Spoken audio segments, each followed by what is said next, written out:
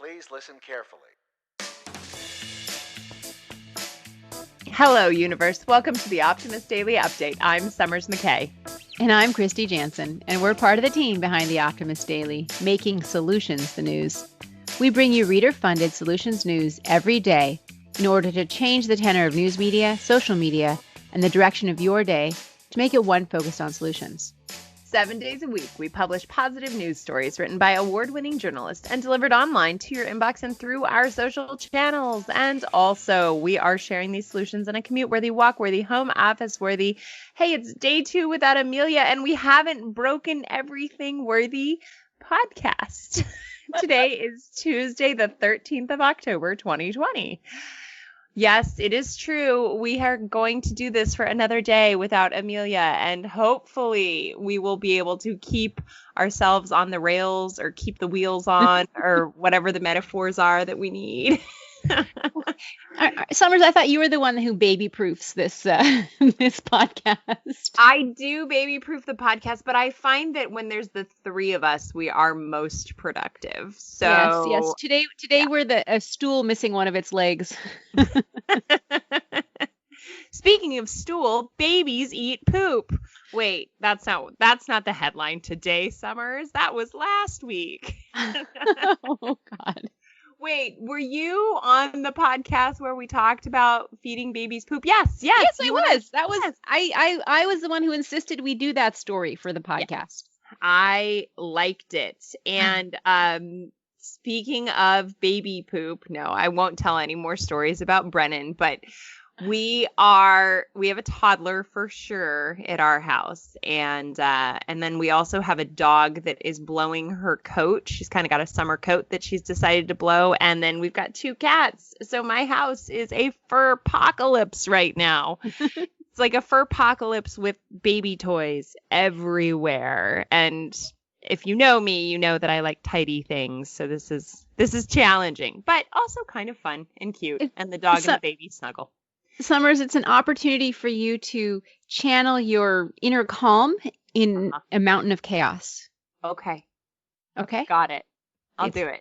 It's a lesson the universe is offering you. I'm channeling. All right. So fur apocalypse is happening here. What's happening in your world today, Kristy?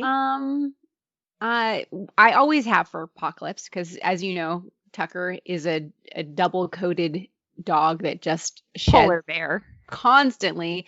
He's not doing his coat blowing right now, which only happens a couple times a year, but it doesn't matter.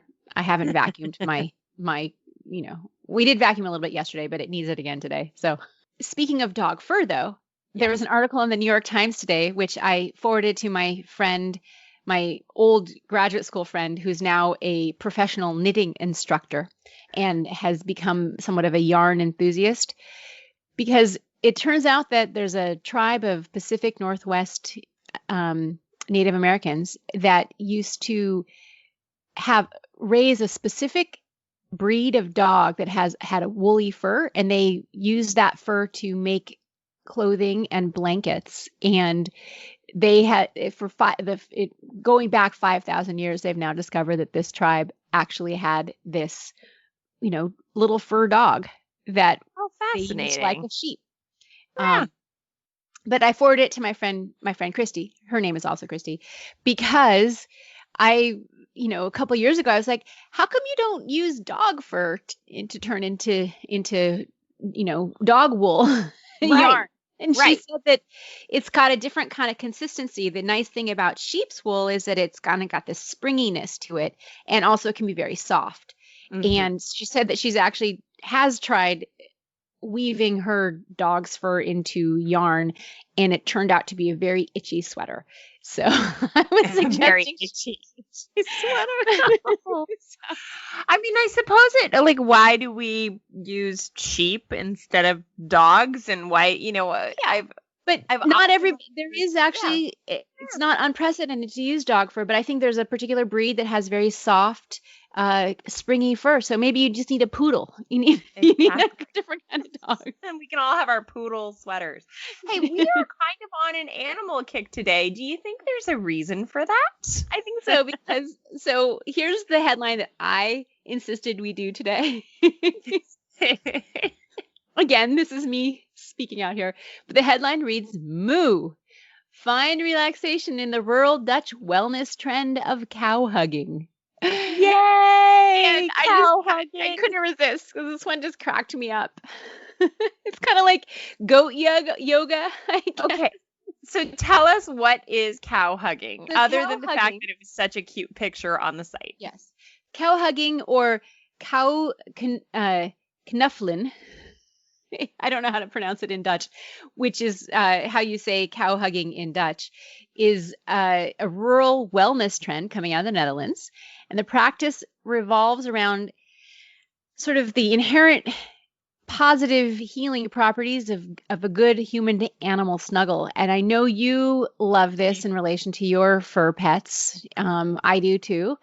But how it works is that a cow cuddle, you take a tour to a farm and you rest against one of the cows for 2 to 3 hours. That's a long time. It's a really long time. Cow. What I guess that the large warm body and the slow heartbeat, it's kind of like breathing in tandem with somebody who's helping you calm your energy down. Right. And it actually can be very soothing. So you can give the animal a back rub or simply recline against it. In return, you might get a lick back with a massive cow tongue, I guess. But it's all part of the therapeutic encounter, and it helps to reduce stress. It boosts oxytocin.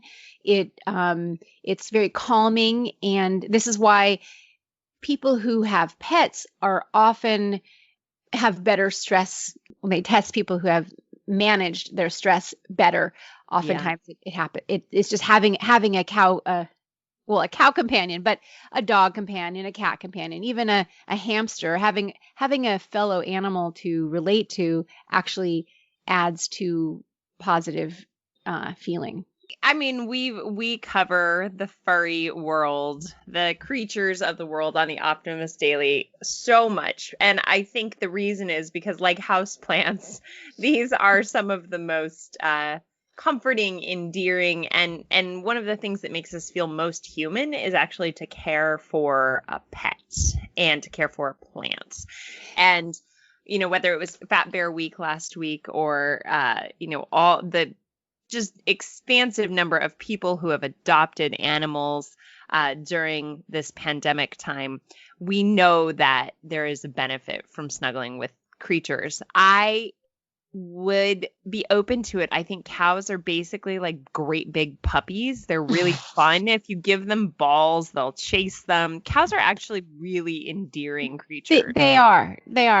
And apparently the cows really enjoy cow cuddling as well. They in a study in 2007, researchers found that cows showed cues of deep relaxation, stretching out, and letting their ears fall back when they get rubbed and touched in different ways. So it's actually they like it too. So it's a positive thing there. I think houseplants, pets, it's all about kind of getting back in touch with the basics of being alive. Mm-hmm. It's somehow it connects us to our natural selves in a way that is very beneficial for mood, for mood. No pun intended there, Summers. Oh my God. It's too bad that Amelia's not here because this is going to be a total mess. I think it's going to be funny and everyone's going to love it. We spend a lot of time at our house making animal sounds. So that is just inherent in my nature, is to do moo puns. Today was actually kind of a hard day to pick. And I know we say that a lot on the Optimist Daily Update, that it's difficult to choose the headlines, but today was just this very fun, very happy, great day on the Optimist Daily. Some of the other headlines that we've got are sustainable supersonic jets could soon take to the skies. Our writers had fun with the S's in that headline. Swedish grocery stores price items based on their carbon footprint. This is something, Kristy, that you have talked about before, that pricing things should be more associated with the impact as opposed to just the current cost of production. But yeah, cost of production. I love this. I also think I have always thought that they should price things based on their nutritional value and to partly incentivize people to eat foods which are actually supportive for health and not just, kind of junk food, right? If junk food was 7 times as expensive as an apple, I think we'd have more people eating apples. Exactly. Exactly. And as such, regenerative farming can save our planet, but it does need your support. There's a great article on how you can support and participate in regenerative farming. 3 ways to make new friends while working remotely. Actually, that's kind of interesting. And yeah. I like this story too, because that's one of the things that I've really missed is making new friends and engaging with new minds. Relationships. Yeah, very much so. That because you don't, who goes to the coffee shop anymore? Who runs into a new neighbor, right? It's kind of exactly. We're all sick of each other. We know each other too well, but you can make new friends. And while you're making new friends, you could get more vitamin D by adding these 5 foods to your diet. That one will so go well on social, I'm sure. And let's see. Oh, this one's fun. Tongue zapping and electronic music may alleviate tinnitus problems. And what else do we have, Kristy? Well, there's another headline. These refillable cleaning products will help you reduce your plastic waste. Again, another sort of circular economy type of modality. That's a wonderful article. There's a tiny electric car designed by students that is made from recycled waste. That one has a wonderful little car. And our final story for today, the Nobel Peace Prize recognizes the importance of food security in 2020 by honoring the United Nations World Food Program. And the great thing on that one is that it's Nobel and it's Nobel, and we didn't have a typo in the title. So Yay! It's a win.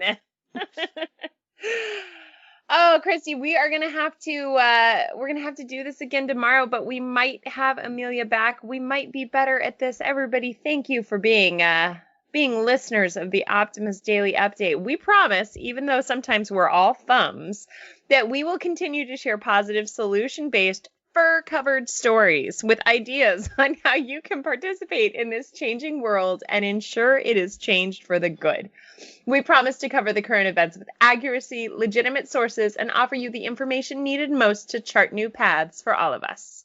And if you have a fur allergy, you can always invest in a nice snake. Exactly.